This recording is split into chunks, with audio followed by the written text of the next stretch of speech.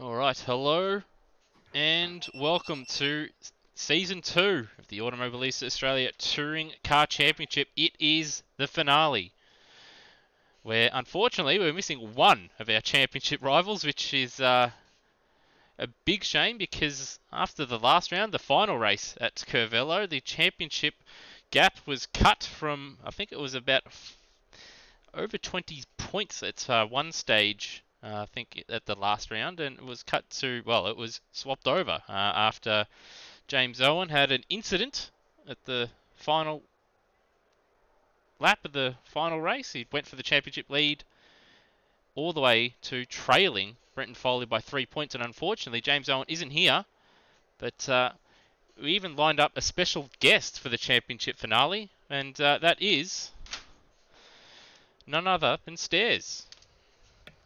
Yes, I was looking forward to an exciting championship decider in prospect, but unfortunately, it looks like it's going to be a bit of a fizzer. But there's still time, Lewis. I'm holding out hope that we will see James Owen here to contest the championship here. Just 3 points separating Brenton Foley and James Owen, who's been leading for the predominant majority of this championship. So fingers crossed he does come here tonight to compete.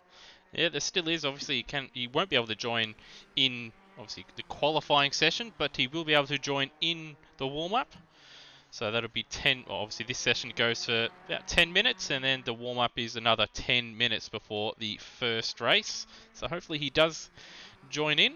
And we've already had an interesting start to qualifying with Brownie somehow getting himself disqualified. I don't know how he's managed that. And looking at Steve Bolger's car, and he's got a bit of damage in his passenger door on the right-hand side there. Yeah, so I'm not sure how they've managed in the minute and a half that we've only had of qualifying to get all that action almost unnoticed while we're introducing the racing for tonight. But they're very, very keen to keep us on our toes tonight. They certainly are. Steve Bolger, currently the first car that will set a lap time. Obviously, this is a shootout style one-lap dash for pole.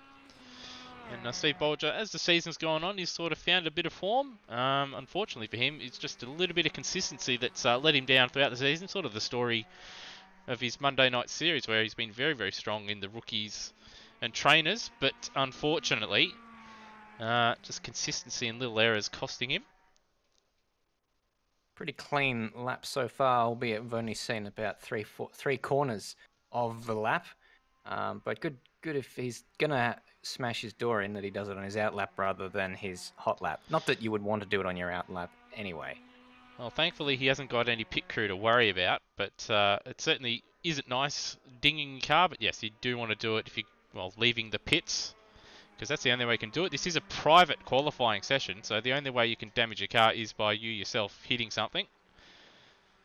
He's not setting the world on fire with his time so far. Wayne Whitmore has the fastest first sector with a 25.8. Steve Bolger, 26.3. So he's got about half a second to make up there. And Termo also 26, well, pretty much 26.3. And Luke Joyner 26.6. So Bolger going through the middle sector right now. There's 4 men in the pits waiting essentially to see what everyone else does with their laps. Ricky Slick, Gary Neville, Brenton Foley, and Brendan Ross. Just happy to sit there and wait. And of course, Brownie, having been DQ'd, is also putting his feet up. Yes, he'll be having a 10-minute break. And I think I've got a message he's been speaking in chat in qualifying, so that'll be a pit lane start for him. And that's a 51.2. Not a terrible lap from Bolger, obviously, but we have seen the faster times in the 50s. But Wayne Whitmore, he doesn't match. He purple first and final sectors, but obviously made a bit of an error in the middle sector. 55.1 in the middle sector, and dropping. That was a shocker. Dropped 1.4 seconds. Certainly did. And Termo goes to the top there on a 150.8, and that is significantly faster. That's about 4/10 faster than Steve Bolger in second place. And there's still another, obviously, compared to Wayne Whitmore still a good 6/10 of a second off. Or not 6/10, about 4 or 5 tenths in the first sector to be found as well. So if we put all the best sectors together, it's a 1 minute 50.3. But 1 minute 50.8 in qualifying, where you've only got one lap to put it together. It's putting the pressure on a lot of the other guys out there. Certainly is. Just about to tick over towards the halfway mark in this qualifying session, and still no emergence of our championship protagonist, Brenton Foley, and Steve Owen still not in the server. As you said, he won't be able to participate in qualifying even if he does rock up now, but if he can take the start of the race, that would certainly increase his chances of contesting the championship. Certainly, but Cracker, he's on a crack of a lap at the moment. Purple, or he was up by 1/10 of a second, and now fantastic final sector, and he's set in the fastest time of the weekend, a 1 minute 50.2. That's a good lap. And he's a mighty good lap. Second and third sectors were fastest. Yeah, very, very quick. Went quicker as the lap went on. Seen a few drivers out there set 26.2 in the first sector, but yeah, that middle sector, 53.4, and then a 30.5, which is much faster than we've seen by anyone else. I think next closest is 31.0, I believe. Bit of quiet comes over the Interlagos circuit, as we've just got the two cars on the track at the moment, according to our live timing, and one of those was, I believe, the in-lap of Termo, who's now made it back to the pits. So Gary Neville is the only one who is on a lap at the moment. Well, Gary Neville's actually just left the pit, so we're going to be waiting a good 1 minute 50 or so for him to start his lap. So a bit quiet around this circuit. Obviously not the complete Grand Prix. Well, it is mostly the Grand Prix circuit. There's just a little chicane after what is normally pretty much the final corner of the GP layout. A little extra challenge, another potential overtaking opportunity, but also another opportunity to make a mistake. Well, we did see last season around here, it was a very good corner for drivers who were a little bit desperate to try and attempt an overtake, and it was a good place to set up an overtake following that chicane as well if the driver in front made a slight error, and it would give the car behind who got the better exit good run into turn one, where if it was just that, obviously the corner that Gary Neville's coming out of now, if obviously the car got it right that was in front, it was a little bit difficult for the car behind to sort of catch up. So that chicane adds another opportunity to overtake, and it makes the one into turn one a lot easier as well. As we see Gary Neville, well, he's just about to start his lap, and he'll be hoping to match his personal best in practice, which is a 1 minute 50.6. Brenton Foley has just made his way out onto the track to start his out lap. 2 minutes and 15 seconds remaining in the session, and the defending champion with the number one on his car is looking pretty good right now with the absence of James Owen, as we've said, and one wouldn't have thought that about 10 races ago when they started off with two did not starts in the first 3 races of the championship. He's just been clawing his way back into the fight ever since. Yeah, he hasn't been as, at times he hasn't looked as quick as what he has last season, but his racecraft and just consistency in the second half of the season has helped claw his way back into contention, and obviously he bought himself a ticket, and James Owen opened the door for him, and obviously now leads the championship into the final round. Bearing in mind, of course, he's carrying 90 kilograms of success ballast, and so that will certainly hamper him, especially on a track like this, a Formula One circuit with long straights on it.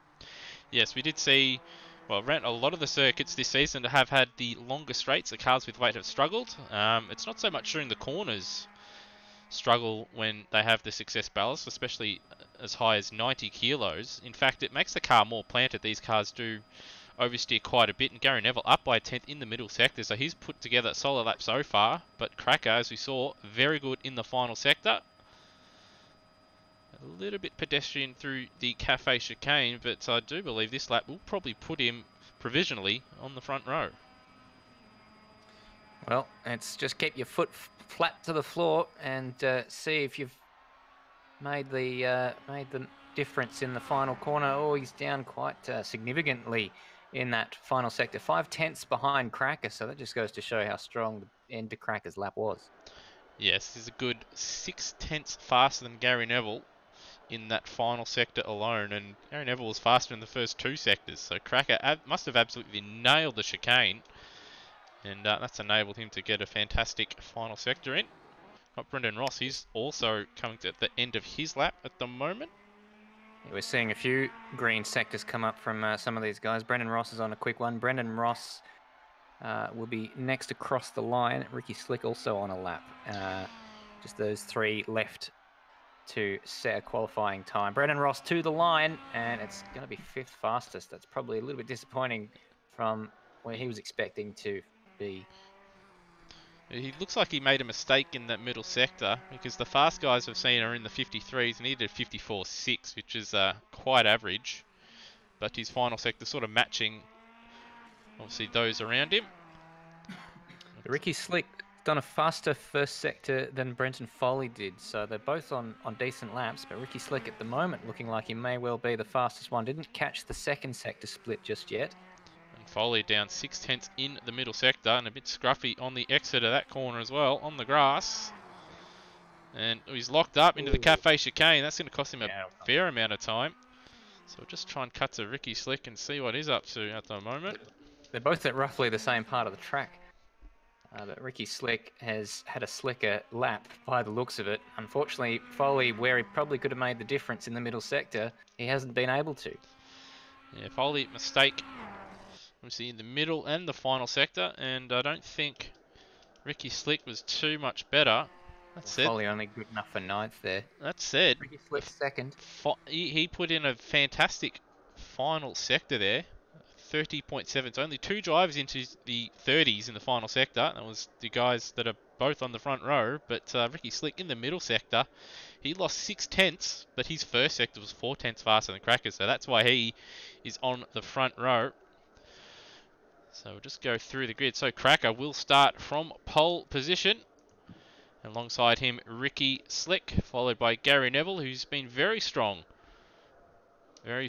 towards the back half of this season, followed by Termo in P4, Steve Bolger P5, Brendan Ross in P6, Wayne Whitmore P7, Luke Joyner 8th, Brenton Foley, he'll be a bit disappointed with his mistakes, putting him in P9, Baker in P10, Glenn Miles 11th, Mike Coulston 12th, and Brownie, who will be starting from the pit lane, also got himself disqualified in the qualifying session, so didn't set a lap, and he'll start 13th. Anyway, we'll just take a short break as as I conduct the driver's briefing, but we shall be back shortly.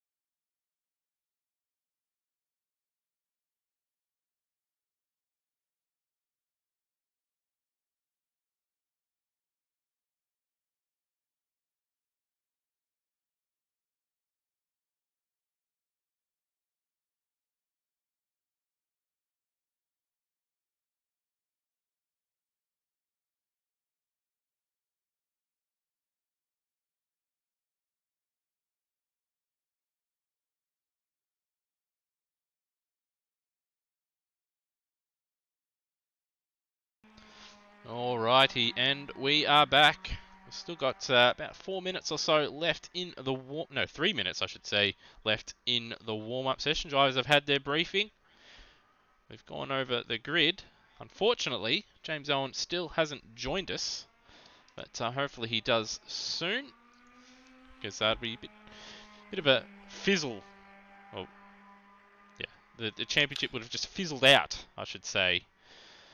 With Well, Foley's not grabbing it by the scruff of his neck, having qualified down there in ninth place. So if James Owen is watching, there is still a chance if you start from the back of the grid, then you won't be that far away from him in race 1. It certainly won't be. But then again, we don't know if James has done any practice, but hopefully he does join us, even if he does join us just for the last race, just to make it interesting, just in case Foley has a DNF or something happens.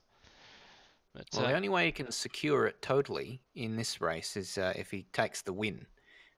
3 points ahead as it stands. In second place, it could still potentially lose it if Owen comes in and bosses the last race and Foley has a very bad result. Yeah, 13 cars are here at the moment, so yes, if he did have a pretty average run, which he has had uncharacteristically once or twice this season, it could be possible, but that's of course if James Owen shows up. You got a feel for James Owen after what happened last round. He's been leading the championship for most of it.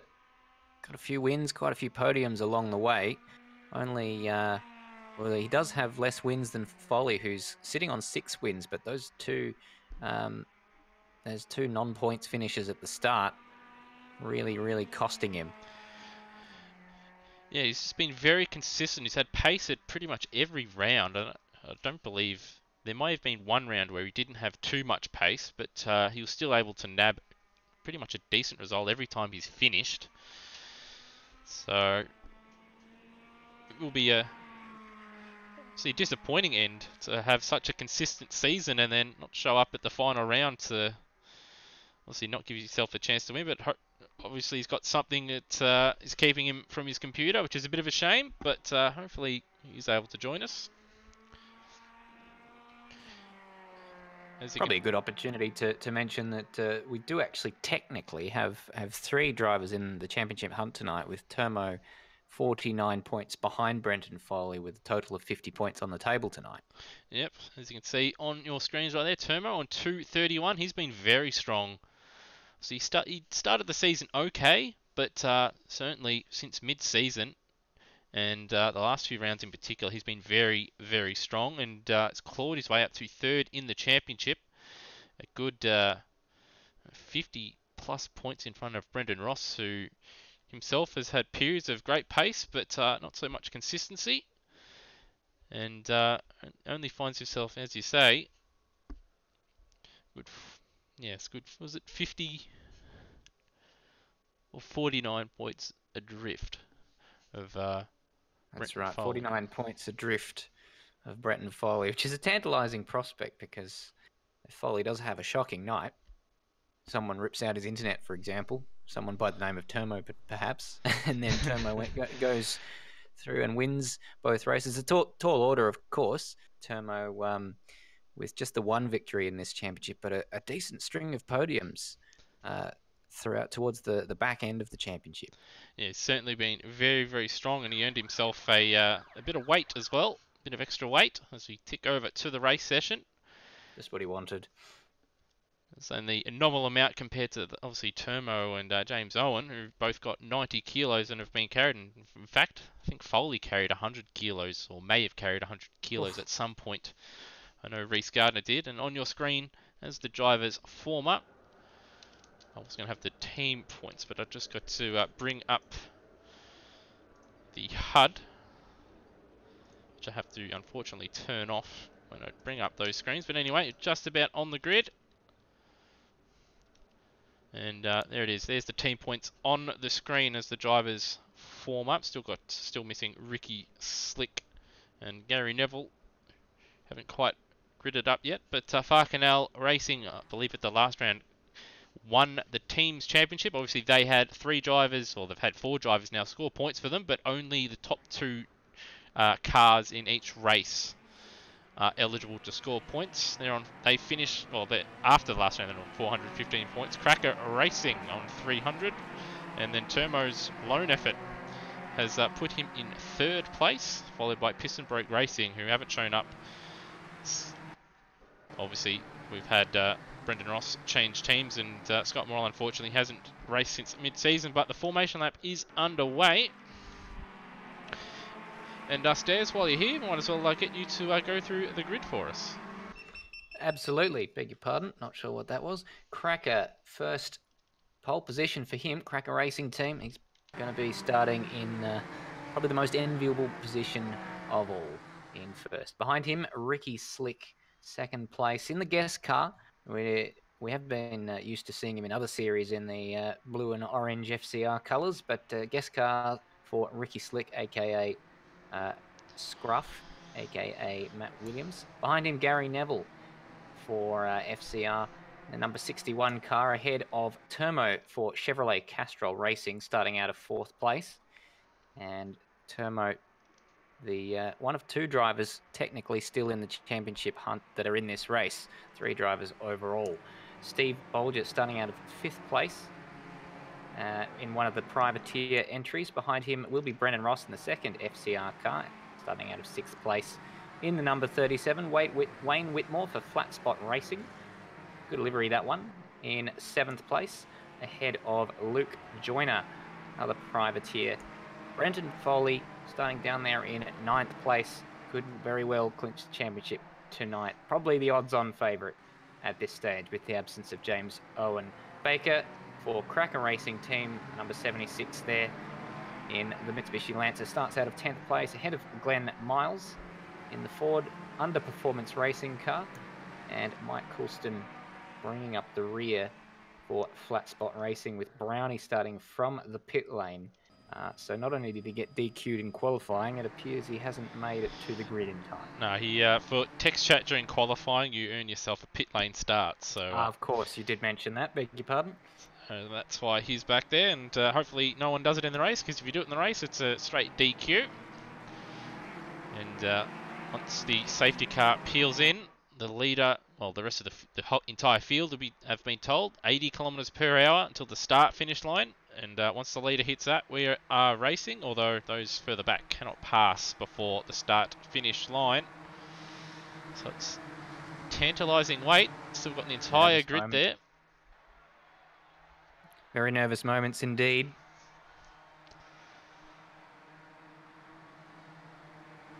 And away we go. Race 1, round 10, the finale here at Interlagos. And it looks like Cracker has lost out to Ricky Slick at turn 1. It's looking throughout the field. I don't think there's no incidents through the first 3 corners, which is good to see. Yeah, very, very clean start. Brenton Foley being very circumspect now, putting a move down the inside, potentially on Luke Joyner, although the ballast starting to come into effect as they go down the straight. He may well try and outbrake Luke down into turn 4. Thinks better of it, but Luke Joyner's outbroke himself, though. He has, and so that's Brenton Foley up 1 spot, up into 8th place. Yep, up 1, but he's got Wayne Whitmore, in front of him, followed by his teammate, who will probably doesn't have to let him go, actually. Obviously, with James Owen not here tonight, as Gary Neville had a bit of a dive there at Cracker, outbroke himself, and now he's come under attack from Termo. He's trying to go around the outside. He's given it a fair shake, but he's not quite close enough. That corner too long to get around there. Behind them, Brendan Ross very late under brakes. Had a look on the inside of Bolger, who was trying to go around the outside of Termo, and sort of beached it. And he's beached it on the curb a little bit. Now he's lost out to Brendan Ross, and he's got Wayne Whitmore right behind him.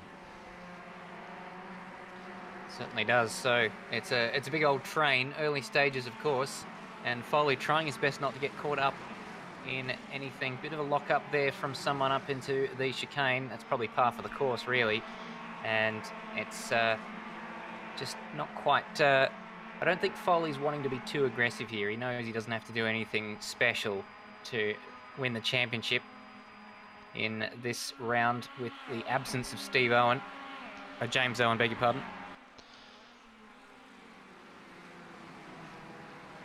Ricky Slick out front has set the fastest lap of the race. No surprises as it is the first lap of the race. But he has stretched out to a 0.4 of a second advantage over Cracker. And they've both just edged away from Gary Neville behind, who's got Termo keeping him company. They've got now a little bit of a gap over Brendan Ross, who himself has edged away from Bolger just a little bit. So it has spread out just a smidge. As Steve Bolger runs very wide there at turn 4, but doesn't lose any time. I wonder if he would have picked up a track cut from that, because he didn't exactly lose time. No, well, he's just set the fastest first sector of the race, albeit only 2 laps in. See a lot of drivers under the 26-second mark in the first split, so the slipstream's helping these guys out quite a bit, because only 2 guys managed that. Well, sorry, 3 guys managed that in qualifying.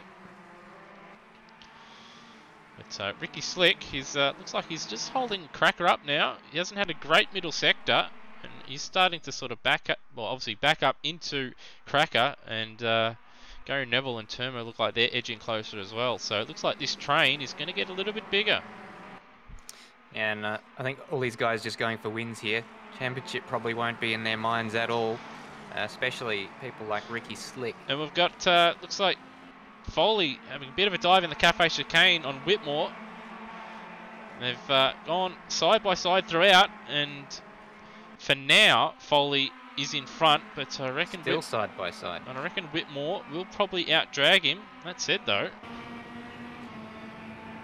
Well, he's still, they're still alongside. I think Foley still has his nose marginally in front as they go down to the first corner. Foley with the inside, which will become the outside, but I don't think Wayne Whitmore's just got enough. Looks like Foley's got the job done for now, but there's an awfully long straight after this sequence of corners. Yeah, so Foley got a fantastic run out of the exit of that chicane, and he's been able to hold off Whitmore, who's not carrying too much weight compared to Foley's 90 kilograms, but they've got a 1.6 seconds now to Steve Bolger in front, and there's quite a few cars in front of Steve Bolger, which may hold him up, and Cracker and Slick side by side coming to the fast right-hander. So the challenge on for the lead. Ricky Slick wants this victory, so does Cracker, and both drivers with wins in this championship so far, and they'll be wanting to add to that tally. Cracker's only win in this championship came in the round just before last, and that was his only podium as well. Interesting stat. That's Kararu, I believe. I think that's how it's pronounced. Yes, he's putting Ricky under an awful amount of pressure right now, and they don't really have a huge cushion to Gary behind. Gary and Termo, probably the only saving grace for Cracker is that Gary is coming under some pressure from Termo. Yeah, if it wasn't for that, you'd think that Gary Neville would probably would be right on that bumper of Cracker. It's as it stands, Neville having to deal with Termo. And Termo's in an FCR sandwich here. The Far Canal cars. Oh, we've got a bit of a move on for the lead here. This is Crack going down the inside of Ricky Slick down there at turn 1. Ricky didn't fight that one too far, and that's because Cracker completely outbraked himself and has sailed wide. A bit of contact. Put him under pressure there at turn 2. Yes, big contact. They're going to go 4 wide down the straight. No, not quite. This is going to work out. This is going to work out for Brendan Ross, or it looked like it was going to anyway. It looked like he was going to sail past all of them there for a second, but looks like Cracker will hold on to P2 just. It's 2x2 action, Noah's Ark, and meanwhile Ricky Slick out front is laughing his little head off because he's just been given a 2-second cushion just by keeping his nose clean. Yep, and well, he kept it clean. It looked like he was watching Cracker under braking there from a very high vantage point, and it looked like he actually broke earlier than Ricky Slick, and then decided later on in the braking zone to just go for it. Unfortunately for him, didn't quite work out, overcooked it, but didn't lose out too many positions, but he's lost a lot of time. Yeah, he sent it hard. He punched a hole through the other side of the post box. He sent it that far, that hard. And Ricky Slick would have been very, very happy to see that happen. So, having said that, they did have a 2-second deficit to Ricky Slick before. They've clawed it back by 7/10, so Ricky's just gone steady on this lap. Bit of a lock up into the Cafe Chicane. They're all starting to catch up, and Cracker's bringing everyone else with him. It's a train. Basically, no one's uncoupled from this train, with Cracker, Gary Neville, Brendan Ross, Termo, Steve Bolger, and Foley on the back of that train as well. So that's all going to kick off. Well, I don't think Cracker's carrying weight. I can't remember if he's carrying weight or just 20 kilos or so. So that's why he's fairly quick at the moment. Ricky Slick not carrying any weight at all. And the gap, in fact, now down to a second. So once again, Cracker continuing that hot form through that final sector. Purple in the final sector, 30.4. That is very quick. I believe that's the quickest of the weekend, actually. So, and 4/10 faster than Ricky Slick's final sector. Lap. And that's without a slipstream as well. So he's just nailed that chicane, the Cafe Chicane, as Ricky Slick locks up just in front of him, but he does pull it up. In fact, Ricky Slick just a little bit quicker in that first sector, putting a 1/10.5 on a Cracker behind, who's got Gary Neville, who's travelling very nicely at the moment, right behind him. That he is. And Termo was a bit of a loser in that exchange with Brendan Ross getting past him. So it's now FCR cars in 3rd and 4th place. There's 3rd, 4th, and we've also got Brenton Foley there in 7th as well. He's now joined up onto the queue. And he's got 1.7 seconds to Whitmore in the flat spot racing car. Oh, bit of a bump there. Sorry, Termo just got a little bit hot into the back of Brendan Ross there. Nearly spun him around, but all's good. They probably cost themselves a couple of car lengths to those ahead of him. Let's just have a look at that on the replay. So just coming into Vico de Pato. Yep. Just didn't quite pull it up as well as Brendan Ross in front of him, and gave me a little bit of a nudge, but being front wheel drive, you can just put your foot on the accelerator and get away. Gap at the front down to half a second. Yeah, so once again, very, very quick is Cracker. In fact, fastest lap of the weekend, 1 minute 50.1. So these guys, as this track rubbers up, these guys are flying at the moment.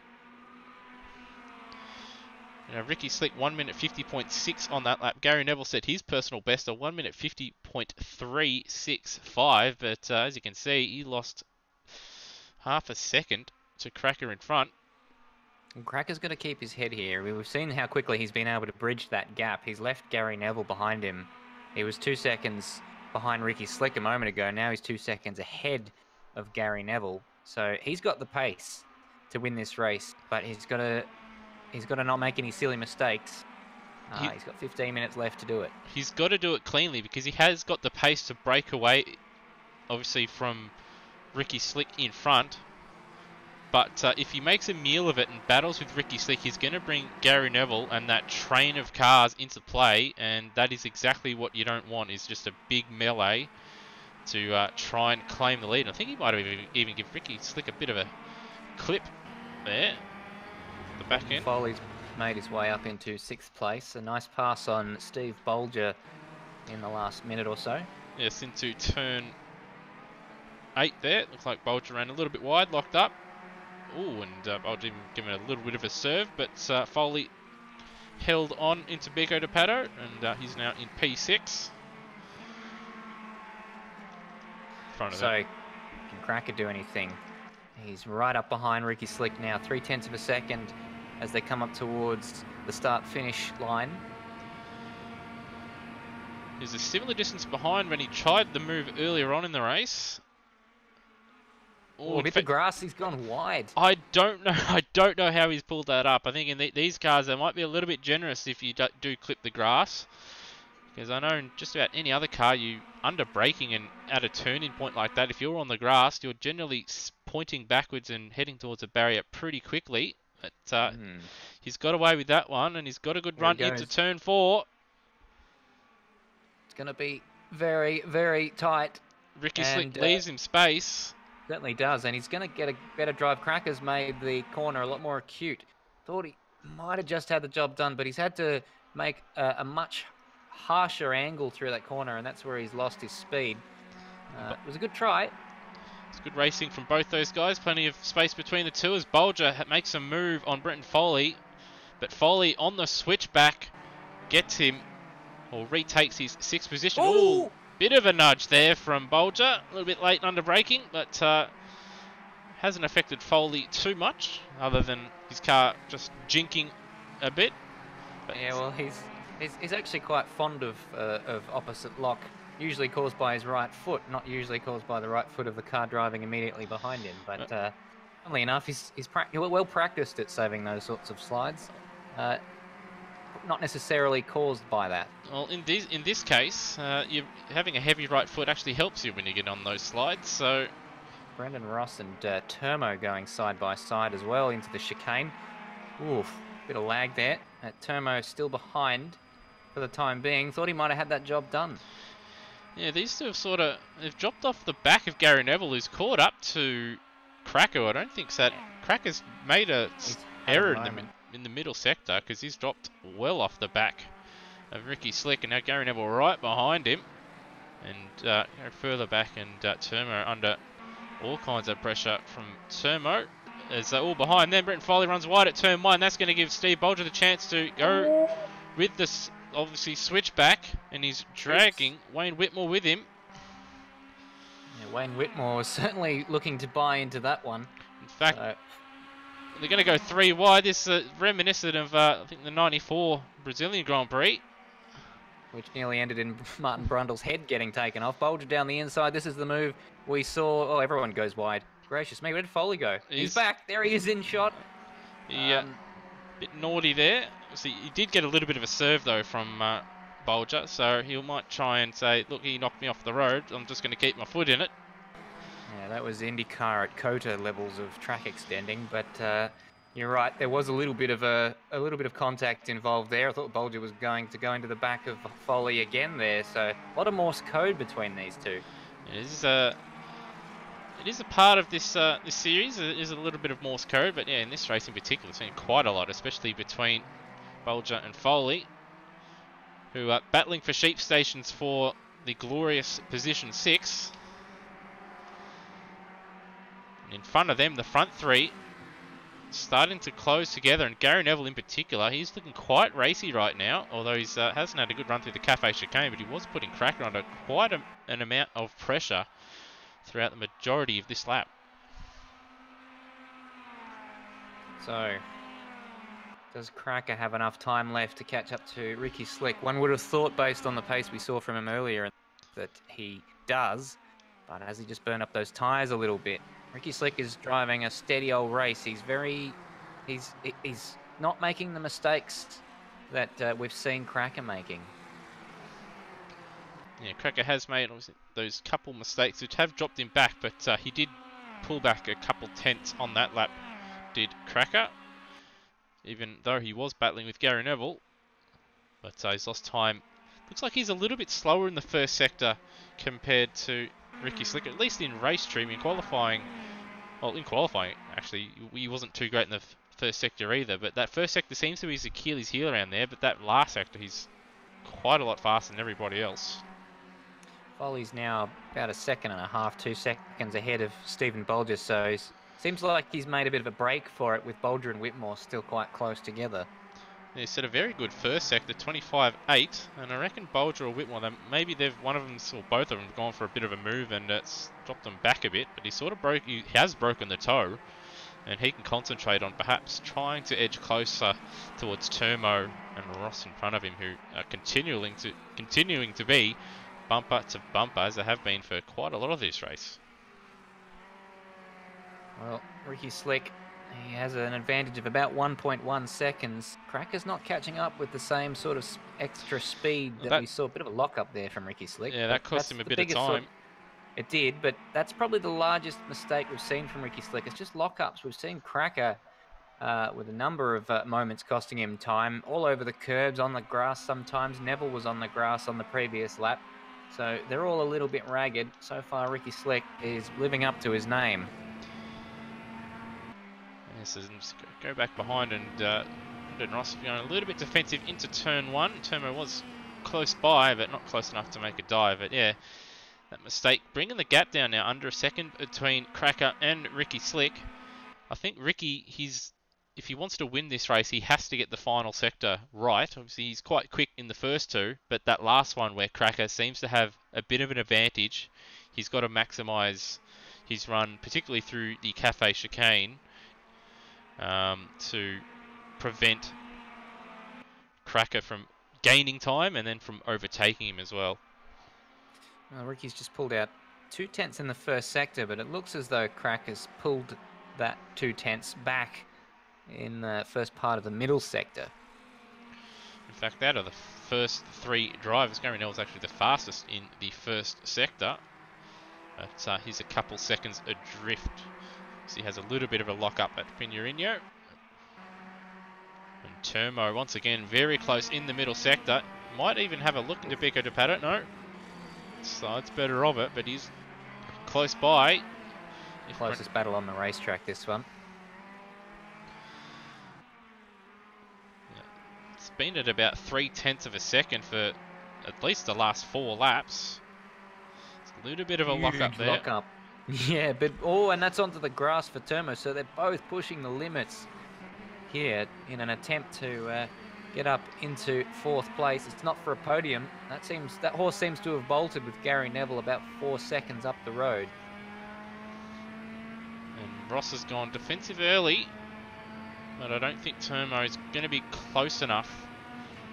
Even with the slipstream, he is closing. He's showing his nose a little bit, but don't think he's close enough to be able to brake late enough and pull it up at turn 1 to keep the position. So decides better of it for now. And doesn't have a good run through the Senna S. This is another late race push from Cracker. He took 5/10 out of Ricky Slick on the previous lap, and he's back with him. It's under a second. In fact, all drivers in the 51s aside from Gary Neville. So Gary Neville is keeping at it and closing down on these two. Yeah, 50.5 from Gary Neville. That's an impressive lap at this stage of the race. Certainly is. That front right tyre would probably be screaming at this stage. Well, either of them, the front right in particular. As you see, massive lock-up from Ricky Slick. He didn't trouble the apex on that occasion. 4/10, 3/10. It's a bit. The margin. It looks less than that now. Cracker is right there with him. Most certainly is. Ricky Slick with 4.5 minutes, or just under 5 minutes, I should say, left, is driving in his mirrors. He's going to have to think about getting defensive, because he can't rely on Cracker out braking himself at every opportunity now. This is getting mighty, mighty close. Gary Neville closing in as well. Yeah, Cracker's got to play it smart, because it's easy to send a dive in and not only lose a shot at winning the race, but losing out to Gary Neville behind. And even then, just a slight mistake, if you lose position to Gary Neville behind, you're not going to get another chance, really. I wouldn't think at this stage of the race to have a shot to... Slipstream for Cracker here. This is the most curb I saw Ricky Slick take on the previous time through the chicane. Cracker, though, I think he might have braked a little bit early. Oh, a little bit wide there. Little bit wide there for Ricky Slick. Little bit of a lock-up. But Cracker didn't have the greatest run through the Senna S either, but he is close, and he will get that slipstream. In fact, he wasn't able to get the job done at turn 4 last time. He is close enough. He's going to have a look. He is going to have a look. He's close enough to have a dive. Will he do it, or will he wait? He's going to do it. Oh, it was a half-hearted, sort of non-committal kind of move. Gary Neville very wide in the background. Ricky Slick gave Cracker the room. Probably got the better exit in the end. And Cracker's going to have to try somewhere else. Yes, he's lost a bit of time doing that half-hearted move. He would have been better served just by sitting in behind and setting up a better run elsewhere. As we see Ricky Slick once again lock up into turn 8. And dropping more time, and he's understeering through Pinheiro. It's going to give Cracker a decent run into Pico de Pato, but he's not going to be close enough.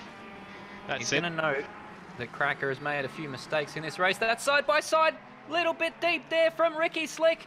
And Cracker's had a look down the inside, but Ricky Slick holds on to it for now. And, oh my goodness gracious me, it could be any one of the top 3 that wins this race. You see both Cracker and Neville wide as Neville locks up both his front tyres there. And both the front two very wide onto the grass, doing a bit of lawn mowing there. As Ricky Slick very, defensive. Very tight line. Yeah, very, very defensive. And it's, well, in fact, that's actually given him a bit of space there, and it's brought Gary Neville very close to Cracker. Behind them, Termo and Ross continue to duke it out for P4. In fact, Termo this time is very, very close, and we might see a move for P4. Oh, we very well might. It's hard to know exactly where to look. Neville's having a look down the inside of Cracker. Late move there from Cracker. This is what Ricky Slick wanted. And off he goes. Cracker's going to lose out to second all over the curb. Gary Neville, where is he? Gary Neville didn't take advantage of it. He was too busy trying to give him space. He might have given Cracker a little bit of a nudge and thought better of it, but I think race. I think he just ran wide there. Ricky Slick, 2.5 seconds out in front now after that. Behind them, Brendan Ross goes defensive into turn 4, and Termo just remaining patient for now. In fact, these two gaining quite a bit on Gary Neville and Cracker as they duke it out for P2 now. And as you say, 2.6 seconds, minute and a half plus that extra lap remaining. I don't think they're going to close that down in time unless Ricky Slick has some monumental mistake or car failure. Yeah. Well, he would have known that all he needed to do was stay ahead, and those behind him, they've been making mistakes all race and dropping back, and that's been the story of this race. He would have known that he just needed to do that perhaps one more time, and the race was his for the taking. Don't think they'll have enough time left to have another go at him unless, as you say, Ricky Slick makes another mistake. Cracker and Gary Neville, though, are separated on track by a few car lengths, so they're not taking the time out of each other that they did a lap ago. Well, 0.8 of a second, Cracker, 0.8 of a second fast in the middle split, and they're going to get an extra lap in, so... Oh, have I spoken too early? I hope not. But Cracker's certainly going to go for it, isn't he? Purple middle sector, so he's still got a little bit left in those tyres. Still a good, 0.8 faster in the middle sector. What's his final sector like? Still manages a 51.5. So we'll just see. Regular tortoise and the hare story, this one, isn't it? Yeah, so he only lost half a second to Ricky Slick after being a good almost 2 seconds slower in the first sector. So he is coming, and he might just have one last opportunity to take this race. Gary Neville behind as well, just like he did earlier in the race. So it's sort of rinse and repeat, isn't it? Yeah, it's sort of almost like a bit of a rubber band. They sort of pull away a bit, and then they come back. And behind them, Brendan Ross very wide at turn 4. It's going to give Termo a bit of hope, but Termo not going to be close enough into turn 7, or is he? As Brendan Ross goes defensive. Foley's coming under pressure from Wayne Whitmore as well in the background. Yeah, the battles have flared up. I have glanced over at the live time, but they've got battles everywhere, so it's a bit difficult to pick them all up. Well, Ricky Slick is coming under pressure. He's again driving in his mirrors. His tyres are... In fact, Cracker sent it! He sent it! Bit of contact. Matt out of the way. Oh, Matt's not going to be happy about that, but was it fair? That's the question. I don't think Ricky Slick will be too happy with that at all. Oh, he's going to send it. He's going to send it. No, that was a late move for Cracker. He nearly did that to Gary Neville a moment ago. Just closing the door perhaps when it was too late to do so. Ricky Slick back in front and Gary Neville back in the picture. Yeah, so once again, the rubber band has brought them all back together through a bit of ordinary driving. We'll just have a look on the replay. See, initially that move from Cracker. So a good run once again out of Pinheiro. Sent it up the inside. Sent Ricky Slick wide with that contact. And then Ricky Slick will just ride on board. In fact, we won't ride on board. We'll just watch it from the TV view this time. And yeah, it looked like Cracker moved pretty much in the braking zone there. And I don't think Ricky... Bit of a Verstappen. Yeah, a bit of a Verstappen there. Didn't give Ricky Slick anywhere to go.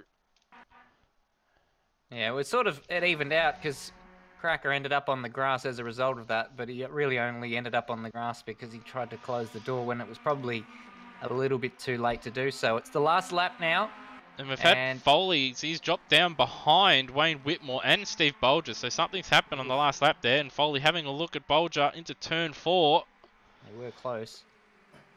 And he's going to get P7 back, and in fact Whitmore's made a mistake as well, and is gaining a bit of time on Whitmore in front, so he might have one opportunity to retake P6, which is occupied for the majority of this race. Oh, not Matt Dunlop, beg your pardon. Matt Williams has had a moment there, and he's almost letting Ricky, he's allowing Cracker through and try and get my drivers right. They're side by side, but for the moment, Ricky Slick is holding Cracker at bay. It's mighty, mighty close, though. Is close, and Ricky Slick runs a little bit wide, and it's going to give Cracker one opportunity now into the chicane, but it's going to take a deep bowl. In fact, he won't need to, because Ricky Slick runs wide. Now Ricky Slick's going to have to do something quite bold. As Cracker, he hasn't had a good run at the chicane. And I reckon he's stood him up on the exit, though. Ricky wasn't able to get a good run. And what a heartbreaking way to lose the race for Ricky Slick. Cracker's going to come home your winner on the final lap of the race. An exchange for the lead, and Gary Neville nearly takes second. Yeah, I don't think Ricky Slick, as you can see, not too happy with that one. But Gary Neville, he'll finish third. And Brendan Ross will hold on for P4 with Termo right behind him in P5. And Brenton Foley at the line! At the line, we just cut to it. We have to cut to a replay. So he somehow got himself in front of Whitmore through the middle part of that lap. And Whitmore had a good run out of the chicane. Great job there. That's 10 points in the bank for Brenton Foley.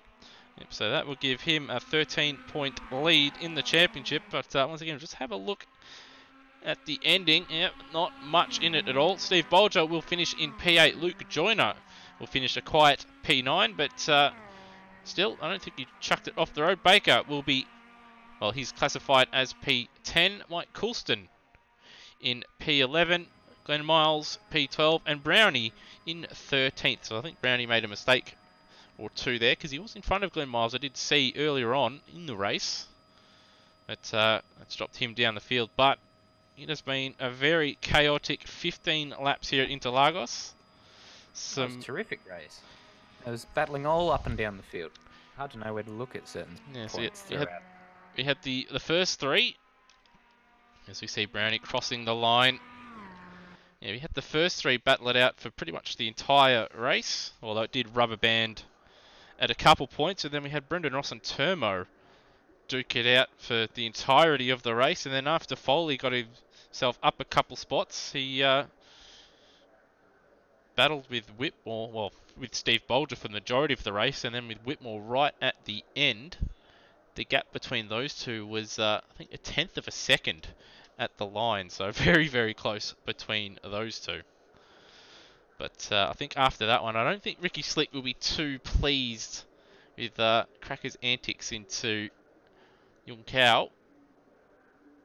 Yeah, well, it was, in the end, it wasn't the cleanest last few laps, but when there's a win at stake, you can sometimes see the gloves come off, and especially if wins are hard to come by, then you see people fighting tooth and nail for them. Yeah, it's a bit of a shame too, because those guys, obviously, they battled earlier on in the race, and it was actually quite clean. There was a bit of space between them, but yeah, with a couple of laps to go, it seemed that the gloves did come off a little bit. And we had those contacts, which don't really want to see. But it's happened. Well, it's now looking very, very good indeed for Brenton Foley. Of course, James Owen not here tonight, but if he were to show up in the next 2 or 3 minutes and have the pace to win race number 2, Brenton Foley, I believe, would just have to finish 5th to clinch the championship. Yeah, so it's pretty much in his hands at the moment. He's got one hand on it. He just pretty much needs to finish the next race, and he'll have it. But that's if James Owen shows up. If he doesn't show up, well, it's congratulations, Brenton Foley. He's had a fantastic season, but hopefully we have one last twist in the tail, and we see James Owen show up and make a fight of it. Well, got to say our praises to Brenton Foley. Of course, not a dead certainty yet, but looking very much that way. Unofficially, with a 13-point lead over James Owen, but he is the defending champion in this series for a reason, and he's shown why throughout the course of this championship with 6 victories and a number of podiums.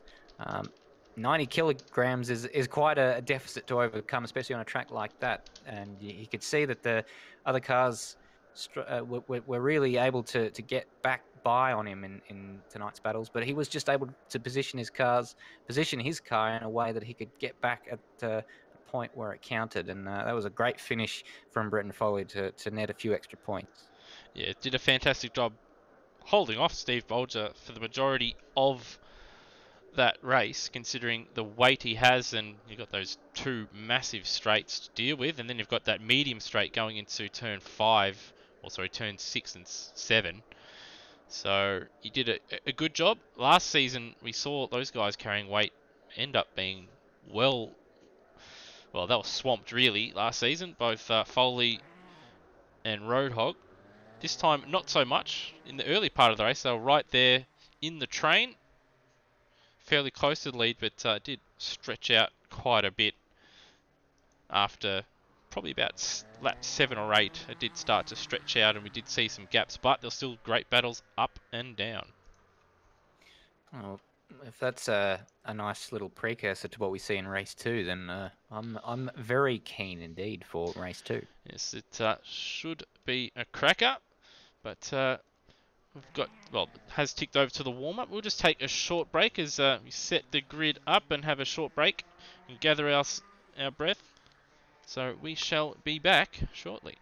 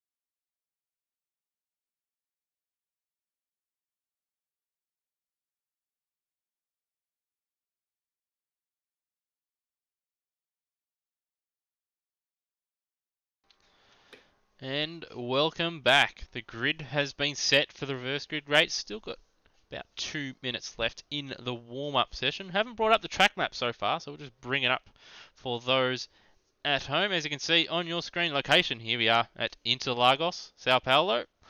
Circuit length 4.309 kilometers. Got 18 turns with the chicane.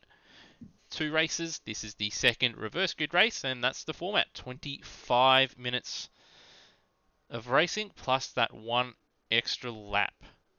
And as you can see on your screen, Pinheiro has been the key corner on the circuit, with drivers in that first race struggling with that tyre wear, with Ricky Slick being one of the main ones there. He had quite a bit of understeer throughout the second half of the race through Pinheiro, and in the end, it cost him a race, unfortunately for him. Yeah, he was very, very good at being consistent throughout that race, but Cracker did seem to have the pace. So whenever he made a mistake, he was able to bridge that gap fairly quickly. It was a bit of a messy end to the race, but in the end, Cracker coming home victorious over Ricky Slick. Yep, just got there in the end. Ricky Slick can feel a bit hard done by and probably a little bit frustrated with the moving under braking, but still, second place, solid effort from him. Led every lap but one, so that'll probably hurt actually more than being of any consolation. This time around though, the track won't be as rubbered up, so that's something to look out for. Lap times probably won't be quite as good as what they were in race 1.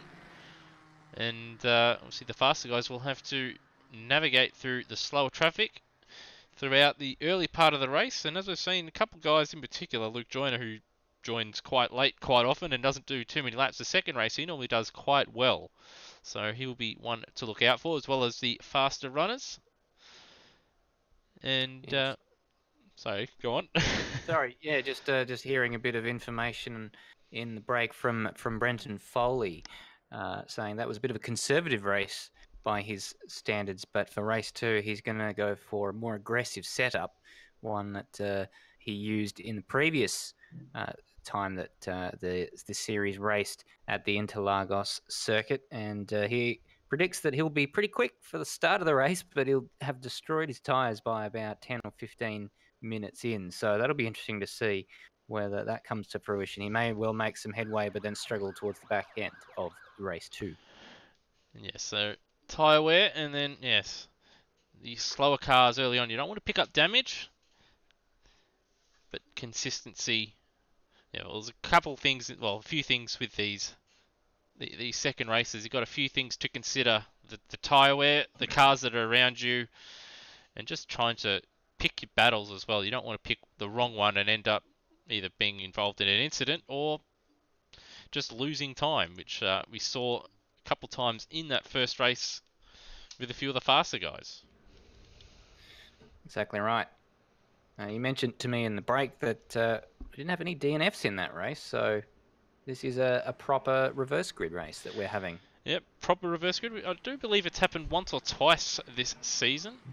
Or if it hasn't happened this season, it's been in the last season's Formula Trainer / Rookie Cup. But I do think it has happened maybe once or twice this season. Formation lap is underway. And as all cars finish, haven't had to change too much in the batch file. And Stairs, why don't you once again talk us through the grid for race 2? My pleasure. Well, as you can see there, Brownie will start out of P1, and good to see that he'll be able to start actually on the racetrack this time instead of from the pit lane after he was DQ'd in the qualifying session earlier tonight, and then had to start from the pit lane as a result of using text chat during the qualifying session, which is very much frowned upon. Behind him will be Glenn Miles for Ford Underperformance Racing in the number 272 Ford Focus there. Mike Coulston for Flat Spot Racing will start out of 3rd place, ahead of Baker for Cracker Racing Team. Luke Joyner will be 5th in the white Corolla there. Steve Bolger in 6th place. Wayne Whitmore in 7th. And Brenton Foley moving up those couple of positions on the last lap of the previous race means he'll start a little bit further back in this race, starting out of P8. Termo will start out of P9, Brendan Ross P10, and Gary Neville, the last of the FCR cars on the grid there. Ricky Slick starting behind him, and our race winner from race 1 tonight, Cracker, in the number 64 Mitsubishi Lancer out of 13th place. Yep, so that will be the starting order for race 2, the reverse grid race, and the final race of the second season of the Automobilista Australia Touring Car Championship. Drivers were told sternly in the reverse grid race to take it easy and to follow instruction, and none of the drivers at a couple of the rounds in the reverse grid races have just forgotten what they're doing. They're at the front of the grid, it goes green and they take off, but they are told to remain at 80 kilometers an hour once the safety car pulls in. And once the leader crosses the start-finish line, then race gets underway. Brownie's been a little bit like a yo-yo behind the safety car. He's been dropping back behind it and then speeding up and stopping almost right next to it. So hopefully he doesn't do that again, because you can get yourself a penalty, as I found out at Bathurst, if you get yourself in front of the safety car. Not ideal. Yeah, certainly not ideal. And Glenn Can Miles. be a bit nerve-wracking for the newcomers sometimes if they're starting from the front. Yeah, they're not used to starting at the front, so they do get flustered a little bit. And Glenn Miles has actually dropped back. Looks like he's behind Mike Coulston there, so he's sort of a little bit out of position. But we're just about to get underway, and away we go for race 2. And the final race of the season, and Mike Coulston indeed straight into second place. Brenton Foley immediately going side by side with Steve Bolger, trying to make his way up into 7th place. He's on the outside, then the inside. He's boxed in behind Baker, who's also behind Wayne Whitmore. So they're going to go 3 wide almost down the back straight.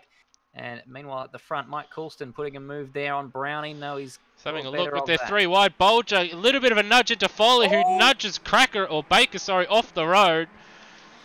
So unfortunately, badly off in that particular instance, just recovering to the track now. Yeah, so a bit of pinball going on in the midfield there, with Bolger just giving Foley a nudge, and Foley being cannoned into Baker, who unfortunately lost out big time, and he's now at the back of the field. Bolger now up into P6.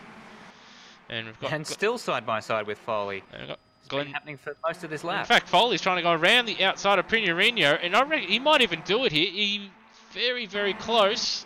He's still up alongside. He'll have the inside coming into the next corner as all sorts of locking up goes on ahead. Oh, looks like that's Whitmore right in front of him, so they're going to return to their battle. And in fact, yes, Foley did hold on to it. It's a fantastic overtake around the outside, around a long radius corner like that.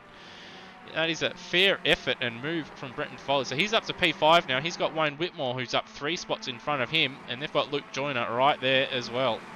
Yeah, Luke Joyner proving to be a little bit of a cork in the bottle in these early stages. All over the curve there, side by side there between Wayne Whitmore and Brenton Foley. Brenton Foley living up to the hype and looking like he may well jump up into 4th place. That's 4 positions on the opening lap. Oh, a bit of a bump there. Wayne Whitmore didn't see him. And we've got a move for the lead. Coulston looks like he's up the inside and going to take the lead into turn 1, but behind them, it looks like we're going 4 wide there. So Whitmore and Foley side by side through turn 1, and Ricky Slick side by side with the FCR car of Brendan Ross. They go side by side through turn 1, 2 and 3, the Senna S, and Ricky Slick now up 5 spots, up into P7, and he's got the angry trio of Wayne Whitmore, Steve Bolger and Brenton Foley right in front of him. Bolger's up the inside of Foley. Foley's just giving him enough room. And, oh, that's well wide there for Brenton Foley. He's going to lose position, I should think. Oh, he actually rejoins just ahead of Steve Bolger. So that's what the tarmac runoff does for you. But Mike Coulston has got the job done on Brownie, meanwhile. And Luke Joyner coming under some pressure, actually putting some pressure on Brownie now. All that battling has allowed Luke Joyner, who was sort of a bit of a cork on the bottle at the start or the end of the last lap. He's now put a bit of a gap over all those guys behind him who've been duking it out for the entire lap. And he's now putting Brownie under a bit of pressure. But Brownie holding on for now. Yeah, Brownie did well to hold on to that. I thought Luke Joyner had the job done there, but the thing that Luke might have gotten away from those behind him, but now he's bottled up behind Brownie, so they've all caught back up to him again. So the rubber banding has allowed Mike Coulson to put 1.7 seconds over Brownie for now. He's made a little bit of a mistake actually, so I reckon Brownie looks a lot closer now. So it looks like the first 8 or 9 cars, no, in fact, first 10 cars, no, first 11 cars. Well, you could say pretty much the entire field actually. They're all within 10 seconds of each other. All in the same picture. There's a very angry battle pack as we see Ricky Slick going up the inside of Steve Bolger. Almost 3 wide there. Looks like he may get boxed in behind one of the FCR cars. I believe that's Brenton Foley. And in fact, that's going to give job done, Ricky Slick might be in a good position with Foley obviously keeping watch of Brownie and Joyner in front. And they might even go 3 wide here. As Joyner, a little bit of contact with Brownie. They are going to go 3 wide. 3 wide. They are 3 wide. Hold on. Oh my goodness, Foley up the inside. Brownie, does he see Foley? No, I'm sure he does. Meanwhile, Ricky Slick coming under pressure. Well, putting Luke Joyner under pressure. Luke Joyner's lost about 3 spots in the last 3 corners. And they're still 3 wide. Yeah, they're still continuing to battle it out. Looks like Luke Joyner having a look up the inside of Ricky Slick, but not quite close enough. And Foley trying to go around the outside of Brownie at turn 7. Oh, Brownie, is he... Oh, that's a bit of contact there between the 2 Toyotas there. That was Ricky Slick into Brownie. Foley doesn't know what to look, make the most of his tyres. Meanwhile, Bolger's up the inside of Foley. Foley gets a bit of a nudge from Joyner. Joyner gets a little bit of a nudge from Wade. The 3 wide. A big dive from Whitmore at the back there. It is all happening. Side by side, Bolger and Foley, as well as Ricky Slick and Brownie. So the 2 Toyotas going at it. And Brownie losing out. A little bit of contact with Foley. He loses it under braking. Oh. Saved it. Oh, everyone is on the grass. Everyone's on the grass but Foley. And up ahead of him, Ricky Slick. So Ricky Slick up into 2nd place. And we've had a couple moves happen into the Cafe Chicane. It's it's all happening so quickly. Basically, all of our comments are out of date by the time we've managed to say them. And we've got Brownie having, well, he's got Luke Joyner, who's just going to sneak by, and he's got Bolger having a look at himself. So we're going to go 3 wide once again, and they've got Wayne Whitmore having a look as well, just behind him, and they're going 3 wide. Brownie into Joyner, Joyner into Bolger. There's all sorts of bumping going on. Who's ahead? Joyner maybe. No, Bolger's round.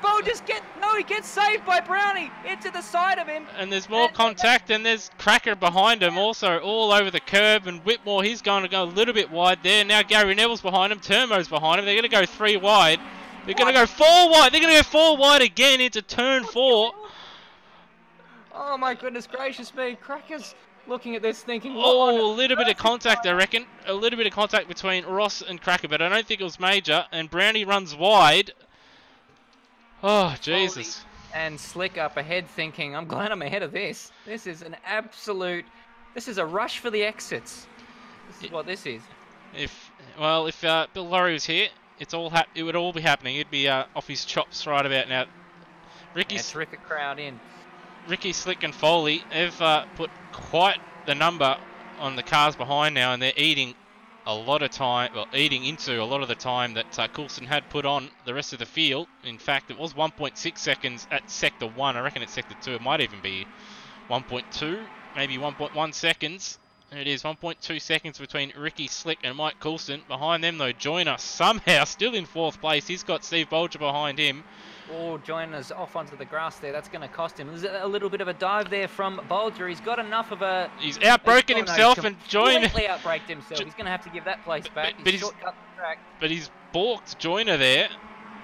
Well, that's not quite... That's a bit awkward there because he's going to almost let... he's going to let Brennan Ross through if he lifts out of the throttle too much. I reckon he's going to try and... He's going to try and hold on around the... He's going to try and stick to the inside and hold on. They're going to go 3 wide as Ross has a look now at Luke Joyner.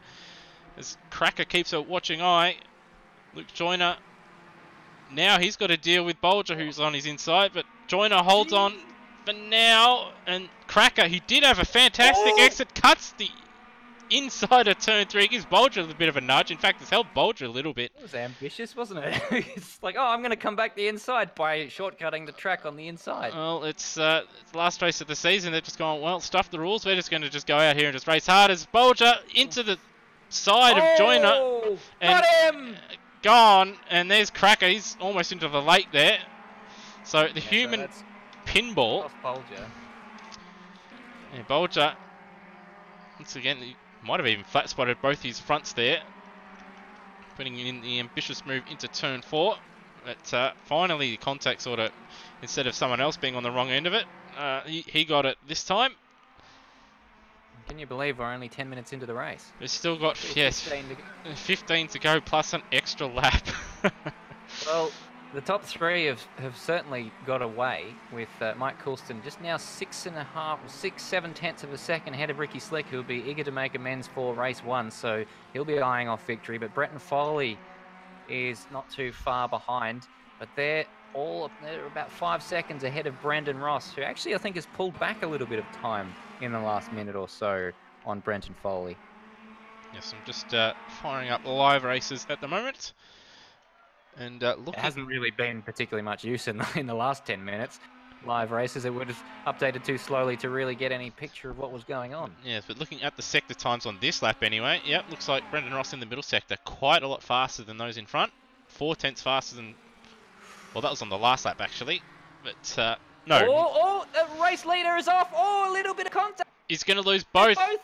He's going to lose 2 positions in 1, but Ricky Slick is under immediate pressure here from Brenton Foley, who's going to look to take the lead of the race. We reckon his tyres are going to go off in the next 5 minutes, but he's about to take the lead of the race if he can outbrake Ricky Slick. But not if Ricky Slick has anything to say about it. No, Foley thinks better of that one. I think after race 1, I don't think Ricky Slick will take any prisoners in this one. He will want race victory. He's not going to make it easy for Brenton Foley. He wants to finish this season off with a high to cap off what will be a championship for him. Well, it's almost, well, it is basically a certainty now with James Owen not taking start. Bretton Foley is going to be the champion, and what a fantastic show that we've seen from him and others tonight. And he'll want to, if he wants to finish on a high, he'll certainly want to finish with a win, but he'll want to do it cleanly. He's, of course, good mates with Ricky Slick. Yes, the Ginger Ninja and the Southern Hick battling it out. It's quite... Oh, Foley almost losing it under braking there. So he's throwing that Toyota Corolla around. And does a bit of lawn mowing as well. He's going to try and go around the outside of the Cafe Chicane. Slick locks up. And he hit the sausage curb a bit hard there. So it's going to give... Well, keep Foley within striking distance. But Foley... carrying that 90 kilos, he probably tried to send it after taking an awful lot of grass. It's sort of like Bob Marley at the post office. Certainly. And all that battling, that's named Brendan Ross now. He's closed that gap up. It was about 4 or 5 seconds to the lead. It's now between Ricky Slick and Brendan Ross, 3.3 seconds. The more these guys battle, the more it's going to bring Ross into play. That was a big chunk he took out of him on the last lap. He was on a 51.7. No one else even close. The fastest lap of the top 3 was Brenton Foley with a 52.9. Well, Gary Neville was he was the fastest driver on the circuit on the last lap, a 51.5. So both those, Gary Neville and Brendan Ross, travelling quite nicely, but they're at a big disadvantage being held up in the Luke Joyner train, who has been now overtaken by Wayne Whitmore. But there's still quite a few cars fairly close together, but at the front, Brenton Foley applying the blowtorch to Ricky Slick. Yeah, so Ricky Slick was able to hang on for all but 1 lap in the previous race. I wonder how long he can hang on against Brenton Foley. We know that Brenton Foley is using an aggressive car setup, so maybe if Ricky Slick can weather the storm for the next couple of minutes, then maybe Foley will drop back into the clutches of those behind him. Well, we did see in that first race, the first half of the race, Brenton Foley was pretty competitive as he locks up and gets it a bit sideways coming into the Cafe Chicane.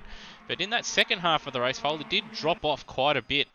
Obviously, he was battling with Steve Bolger, but I think his tyres also did play a part in that. So it will be interesting to see how he compares with Ricky Slick And then at the same time, the track not being rubbered up as much. Perhaps his car is a bit better accustomed to the track being not as grippy, not having as much rubber down compared to Ricky Slick, who doesn't seem to be going as quick as what he was in race 1. Yes, well, he Cracker in 10th place. That's the fastest lap. That certainly disrupted my train of thought. So shows that he's still got pace. Well, he's still pushing hard. Obviously, he was caught up with the Steve Bolger incident at turn 4. The Renault pinball. It's not a Fluence anymore. It is the Renault pinball. Ding, ding, ding. I wonder if we've had anyone tilt yet. Quite. Everyone's still in the race. Well, people are trying at the sausage curves. They are trying to tilt over. Being up on 2 wheels and in some cases no wheels. So, race just settled down for the time being. I think we're still in for a fireworks finish. But given the frantic action we saw just 5 minutes ago, this is something of a chance for us to catch our breaths collectively. Yeah, it certainly is. Oh, that said though, Brendan Ross, he's starting to get quite close to Mike Coulston, who's having a fantastic run in P3 at the moment. And Gary, well, the first 6 cars all fairly competitive in that first split, all being 26.1 or under. Mike Coulston though, bit down. Personal best result if he was able to finish in the top 6 for Mike Coulston. 6th his best result, so if he stays where he is right now, I think he'd be very pleased with that. But it's going to be he's not going to go unchallenged. All he's got to do, I reckon, is just not make a mistake. If he keeps it nice and clean, with the gap he has between himself and even for someone like Wayne Whitmore in P6, it's still quite a few seconds. So if he keeps it on the road, doesn't make a mistake, as Wayne Whitmore locks up into turn 1, runs very wide there. If he just keeps it going, keeps it on the grey stuff, doesn't make many mistakes, Mike Coulston will get a personal best. Well, he's lapping consistently right now. He just did a 52.327, which is only about half a tenth away from his best lap. So he's lapping very, very consistently within the same tenth of a second at the moment. And we've got we've got Luke Joyner and Termo battling it out now for P7. Very, very close together. And they've got Baker right behind, and very quick Cracker also closing in quite fast. Termo trying to go and will go around the outside. Not much grip there. Sort of turns in a little bit on Luke Joyner. And Luke Joyner's going to just send it up the inside. He's still there.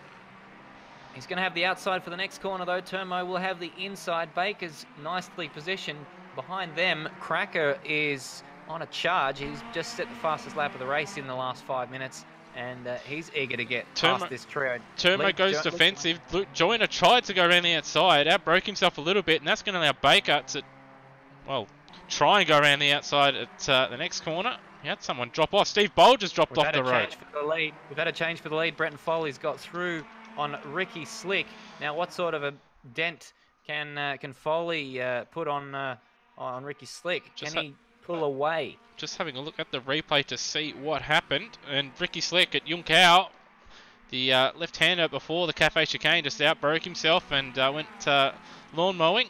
And that's why he's dropped behind, but now he's got the slipstream. And he's just got to keep it cool, really, because he will have a straight line speed advantage, but running over sausage curves like that isn't going to help his cause at all if he wants to regain the lead. Well, he wants to hope Foley's tyres drop off a cliff right now, because at the moment Foley's pulling away. Well, and behind them we've got Gary Neville having a look up the inside of Brendan Ross. So Brendan Ross has lost a bit of time to Mike Coulston, and Gary Neville has kept pushing, and he's going to make a move now. He's now up into P4, so the two FCR cars battling it out. They're both on very right there at turn 4. That's the Dakota line. Yes. Completely off the racetrack.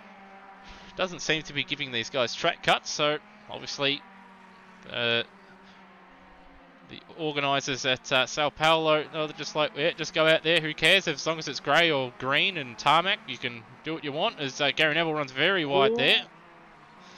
This is all good news for Mike Coulston, who's seeing that gap behind him grow and grow and grow. Yeah, it's just buying him time. In fact, was he in 4th position? It's a memory test. Just He's just gone off the track. Gary Neville's. Gary Neville, yeah. He's managed not to lose the position, though. I was just thinking if Mike Coulston was in 4th position or if he was in 3rd. I can't remember if someone was in front of him. If one of those FCR cars were in front of him. He was in 3rd. At least when we last spoke about him. Yeah. Personal best still on the cards for him, and that would be an improvement of 3 positions over his best of 6th place a few rounds ago. And obviously his first podium. Termo has got past Joyner. And now, bit of a serve there from Cracker into Joyner coming out onto the main straight. And Cracker now got past his teammate and now Joyner. So Cracker now up to P8, but he's got a bit of work to do if he wants to catch Termo and Whitmore in front. Foley down into the 51s again on the previous lap, so he's stretching out that lead over Ricky Slick, nearly 2 seconds now. Yeah, Ricky Slick, not the greatest lap from him, 52.8. Oh, that was wide. Foley goes well off the track at turn 4. Yeah, so that surely would have cost him some time. That Down was to 1.3 now. And there is the top 5 on your screen. And Gary Neville on that last lap and the first sector of this one is closing in quite quickly now to Mike Coulston now that he's stopped battling with Brendan Ross, who Brendan Ross's tyres may have gone off a little bit or he's just made a couple of mistakes because he's sort of dropped off from Gary Neville. Yeah, good job from Gary Neville, sporting the green band across the windscreen, so a Pro-Am runner. Now he's right behind Mike Coulston. Coulston's locked up 2 corners in a row, but he Neville made it easy. On the sausage curb though, made it difficult for himself, but he's going to hold on for now. And Gary Neville into a podium place. Rossi's not that far behind actually, so Coulston looks like he may well lose 2 positions in the course of around about 2 laps. It's not been a good lap for him. Oh, and he outbrakes himself and makes it even worse. Gets on the power a little bit too early. It's going to give Ross a good run down the main straight now. So a poor lap. He did have a bit of a gap over Gary Neville at the start of it. He's now going to lose 2 positions. So got the 2 the 2 FCR cars, and it's going to be 2 flat spot cars after this, unless not El Chief, but Brendan Ross outbrakes himself, which he almost does lock the inside front. Nearly allows Coulston back with another sniff at that position, but Coulston now relegated to 5th place. He's got about 3.5 seconds on Wayne Whitmore to 6th. I think he'll be, if he can just bang out the laps and just sort of get out of his own head a little bit, he should be able to try and peg that gap. But it's been a difficult lap for Mike Coulston. Yeah, they've just got to have memory of a goldfish. Just put that lap behind him and just get on with it. Concentrate on the next 3 minutes plus that extra lap, and you never know. Seen some funny things in this series. You could see him get back on the podium. Well, he's just had a scruffy lap of 53.5. Yeah, about 1.5 seconds slower. So Ricky Slick is back within half a second. Yeah, he had a very poor middle sector, I believe. I did see on live races that he had a poor middle sector, and now, so far this lap, Ricky Slick's closed the gap even further because it's not 7/10 anymore. It's a bit closer than that now. I wonder if Foley's tyres have screamed enough, and Ricky Slick, with the steady pace that he's been doing, has perhaps managed to keep them in. But look at the exit coming out of Yung Sao up into the chicane. May well have an opportunity. Foley's wide there. Yeah, I think he was. I think he was worried about Ricky having a bit of a go there. Foley is struggling. Yeah, he's gone defensive when he didn't have to, and around the outside, I reckon we're going to see Ricky Slick, if he doesn't go around the outside, I reckon we might see him just switch back and go to the inside, but he is alongside, so he's going to have to go the long way, which is possible at the Centre S. 90 kgs of ballast on Foley's car as well, and how he's managed to stay ahead. Well, he's not managed to stay ahead because Ricky Slick's up the inside. Can he switch back though? Can Foley switch back? He's not quite close enough to get it done. But will he stay within dive bomb distance to try and regain the lead with 1 minute 40 left? He's having a look. No, just shows the nose. Thinks better of it. Yeah, I don't think Matt was going to be too worried about that. He was closing the door no matter what. I think he wants this win. He'd still be probably a bit angry about what happened in race 1. And I Gary tell you, Neville's not too far behind. I was just about to say, he's one to look out for. These guys continue to battle. We could see Gary Neville sneak up and possibly nab a win if these do come to blows or even cost each other a significant amount of time, because he's coming pretty quickly. 51.4 in that last lap. He was second fastest car out on track. Cracker with a 51.1 was the fastest car out on the circuit. That strategy nearly worked for him in race 1. He was only, if he wasn't within a second of the leaders, he wasn't that far off it. Yeah, so pretty quick at the moment for Gary Neville, but I think he's just going to run out of time. They're going to be pretty close. This might be the final lap, or not the final lap, the penultimate lap. 40 seconds to go. The leaders are just coming up to the chicane now. Oh, as Ricky Slick locks up and runs a bit wide on the entry to the cafe chicane. No, I reckon they're going to do it. So this won't be the penultimate lap. Ricky's been the attacker in this race as opposed to the attacked. And that mentality can sometimes play into some people's favour and not others. He did a tremendous job to stave off the attack for the longest time during race 1, but eventually it was Cracker who got him. Ricky Slick's done a great job of applying pressure to Brenton Foley here. It's not over yet. Brenton Foley will surely have one last attack, but maybe Foley's tyres just getting the better of him towards the end of the race and allowing Ricky Slick back in with a shot of winning this race. Yes, and you did mention a Cracker there a moment ago. Speaking of, he just got past Termo on that last lap as well, so he's now up to 7th place, and Wayne Whitmore's actually not too far in front of him either, so he could still jump up another spot as time expires. Mike Coulston holding down 5th place at the moment. It's got about 3.5 seconds on Wayne Whitmore, and that would be a personal best for him. And it's still a personal best, as you said. P6 is his personal best, so it'll be a good result for Mr. Coulston. But it does have 3.8 seconds as of the first split, and Coulston doesn't have to worry about battling with any cars around him. Lap and a half to go. I think Foley's just got a little bit closer to Ricky Slick in the last few moments. I think Ricky might have just learnt a lesson from over-driving as he did in the first race with a couple laps to go. He's doesn't seem to be putting quite as much force into those front tyres through those longer corners in the middle split. That said though, Foley runs wide onto the grass, and that's pretty much ended his chance of a win, and it's going to give Gary Neville a very good chance of getting a P2 here. Put him under an enormous amount of pressure there from his FCR stablemate there. Now 1.7 seconds off Ricky Slick, who really just needs to keep it on the asphalt now. And up 11 spots, he arguably had the harder task. Gary Neville is having a look. He's having a look.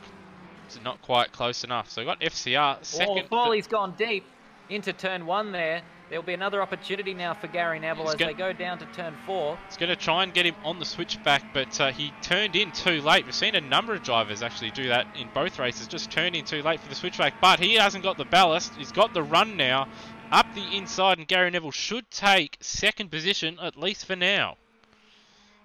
That'd be a tremendous result there for Gary Neville if he can hang on to second place. Foley's certainly not going to let him get away with that, and that would be also Gary Neville's best result after he got his previous best result of a 3rd place in the first race tonight.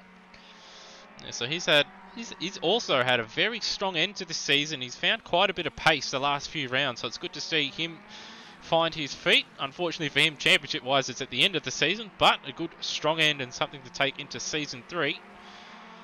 But Ricky Slick, he's got about half a lap to go now. It's going to be a round win for him with 2nd place in the first race as well. Behind them, down in 6th, Wayne Whitmore is held up Cracker, and Termo's now come into play. Whitmore goes defensive into Bico DePato, locks up, outbrakes himself. Cracker's right there, but he's going to have to go around the outside. Mergulo. It's up to the chicane for Ricky Slick. Just a few hundred metres left between himself and victory in the final race of the championship. Yeah, so that'll make up Yes, all he has to do now is keep his foot flat, and hopefully his internet holds out. But Ricky Slick Well, that would be harsh if it broke It now. would be, but he flashes his lights. He will take race 2 with a fantastic win. Gary Neville, a personal best, second place. FCR's Brenton second, third, and fourth. line astern there. That'll be a good screenshot for the team. Brenton Foley will finish in P3 and is the back-to-back Touring Car Championship champion. Brendan Ross will finish P4. Mike Coulston, personal best P5 for him. Wayne Whitmore will finish in P6 and is off out into the boonies out there. He's taking the old version of Interlagos. Cracker did finish in P7 in front of Termo, who finished 8th. Luke Joyner in 9th, who a bit of a cork in the bottle, but did give it a good shot early on in the race, but didn't quite have the pace to hold on. But still, not bad in 9th there. Baker in 10th. The Renault pinball of Steve Bolger finishes in 11th. Brownie finished 12th, and Glenn Miles finishes in 13th. So that's both races where every car has finished, which is good to see. People going out there having a crack, but also not giving up either. So that is good to see. And well, that's two absolutely fantastic races to end the season. Certainly was. We may well have been denied the crescendo that we would have liked to the championship battle, which ended up going in favour of Brendan Foley by around 29 points, unofficially, of course, pending anything post-race. But by geez, the on-track action did not let us down one bit. Yes, so we had a couple trains in that first race with 3 sustained battles in that first race, and then in that second reverse grid race we had just that monster battle early on, and then Coulston getting that little bit of a gap, couldn't quite hold on, and then it was between Foley and Ricky Slick before late mistake from Brenton Foley cost him second place in the race, and Gary Neville stealing, well, I wouldn't say stealing because he did definitely earn second place right at the end.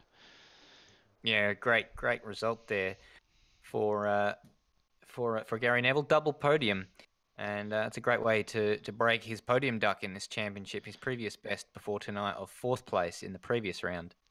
Yes, as I said towards the end of that race, he really has come on strong towards the during the last few rounds, and certainly double podium, and the second, third, and fourth, even though they didn't win in that final race, I think that's the best result that FCR have had with all 3 cars, second, third, and fourth, although only the top 2 points count towards the team's championship. So they did have a 1-2, but in terms of where all 3 cars finished, I believe that's their best result. So fantastic work from the FCR crew. Fantastic work as well from, I believe we had another race where we didn't have any retirements, which, considering how close some of that racing was in the first 10 minutes of that race, that's remarkable. Yeah, we did. We also had some, questionable contact as well. But, yeah, 2 races where there was some extremely hard racing and no DNS. It's exactly what you'd like. Unfortunately for a championship decider, as we said earlier, didn't have one of the challenges show up, which is a bit of a shame. But still 2 great races. And, well, we've been joined now by a few of the drivers. So at first, Bronton and Bro Rossi, or Rose, I should say. But but I think we'll go to our championship winner, back to back, Brenton Foley. It was the first race wasn't quite the easiest for you, but you managed to keep your cool and just stay in front of Wayne Whitmore, and you had a race-long battle with Steve Bolger there in that first one. How'd that first race go for you? The plan, well, I stuffed me qualifying lap. So from there, knowing that, as you said, it was a shame that James wasn't there because it would have been a lot more exciting if he was. But the plan was damage control, really. Finish the first race, make sure if you rocked up for the second race that I was in the best position possible just to have a go at the last race, because I don't like cruising around too much. So that was the plan for race 1. yeah, just made a few mistakes. I haven't been feeling well today, so focusing was a big problem. But no, it was a lot of fun. And then yeah, the second race I went with last year's setup, which completely destroys the tires a lot more, but is a lot more kind of suited to my driving style, and it was a bit more fun. Well, it seemed in that second race you seemed quite a lot more competitive than what you were in that first race, where in the first race you were sort of quite competitive early on, but in the second half of the race the pace just wasn't quite there. While in the second race tonight, even though you say that this last year's setup or last season's setup ate the tyres, it seemed that you were more competitive for a lot longer in that second race than in the first. Oh, I would agree. Yeah, it was similar to like last round where we found that a few rounds before our main problem at FCR was tire life. So last round we made a big change, and I had to change the way that I drove, and it worked. We got two wins last time, but then yeah, this time I just couldn't suit my driving to protect the tires at all. And the more I tried to do it, the more I tried to get time out of that setup that was meant to protect the tires. I just made more mistakes. So knowing that there wasn't really much to lose for the second race, I kind of just went all out with what I knew and what I was good at, which was last year's setup. Well, speaking of all out, in that second race, you cut your way through the field quickly enough. You avoided a lot of the Luke Joyner train and were able to catch up to Mike Coulson, take the lead and led for a considerable part of it. But you went all out, but couldn't quite keep Ricky Slick behind you. Nah, the last few laps the tires was really starting to go, and I was missed a couple of apexes, and like any racer, as soon as I made a silly mistake, Ricky was all over it and just made the most of it. It was a very good pass around the outside of turn one.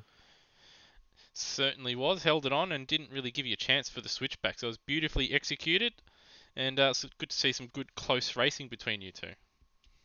Yeah, it was awesome. FCR Motorsport 1, 2, 3, and 4 was good. Well, 2, 3. 2, 3, 4. 2, 3, kind 4. But obviously, once again, congratulations on back-to-back championships. But that right at the end there, got pipped at your post by your teammate there. Gary Neville did a fantastic job in both races, it has to be said. But you couldn't quite hold on to get second in that final race. Yeah, he did. He did very well. I was saying in the chat that a couple more laps and he would have had me and or maybe even Ricky as well. But yeah, as soon as I made another mistake at the last chicane, he was all over it. Made a great move, and well done to him. It's been his best round for the night with a third and a second. Well, it's we were talking throughout the towards the end of that broadcast. It's the best result. Well, the best result he had prior to this round was the fourth place. So 2 podiums, a fantastic round for him and for FCR Motorsport. You did clinch the team championship in the last round, and certainly in this round, another very strong showing. Once again, congratulations, and can't wait to see you on the track next season. Thanks again. Couldn't do it without FCR. Really need to emphasize that, but and to you for running the series. Thank you. No worries. All right, and I think for this next one, we go to Cracker, our race 1 winner. See, obviously, you had a very spirited battle there with Ricky Slick, but a little bit of argy-bargy towards the end of that first race, and moving under braking sort of marred it a little bit, but still quite a good battle there where you just managed to sneak a victory. Yeah, that comes down to a bit of racecraft, I think, and understanding what I'm doing wrong there. And I reckon Ricky was a bit grumpy, like you say, but unfortunately, it was a bit of another Stephen Bradbury because he went wide on that just before the chicane, which let me through. So, yeah, bad luck to Ricky. But anyway, that's I was there to take the win, I suppose. That's what it's all about, consistency. Yep, and then in that second race where you had a decent start, but you got caught up, unfortunately, in that bit of a pinball incident, it looked like, at turn 4, and that dropped you down the field, but you still managed to fight back and have a couple battles there. Yeah, I had a couple of turns there where I had someone spinning in front of me on different occasions, and unfortunately, I cleaned up Termo there once and ended up on the grass, got punted off on the grass, but it was good in the end. Had a bit of a battle coming back, so good fun, great race.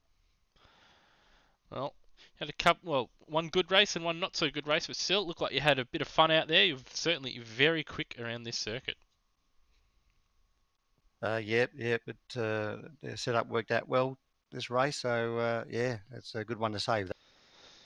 All right. Well, we look forward to obviously seeing you next season. You have signed up, which is good to see. And you'll be hoping to go just one better in the Teams Championship, where you guys have finished in second place. So congratulations on second in the Teams Championship. Yeah, great. Thanks for that, Lewis, and thanks for doing that, setting up the series. Good stuff.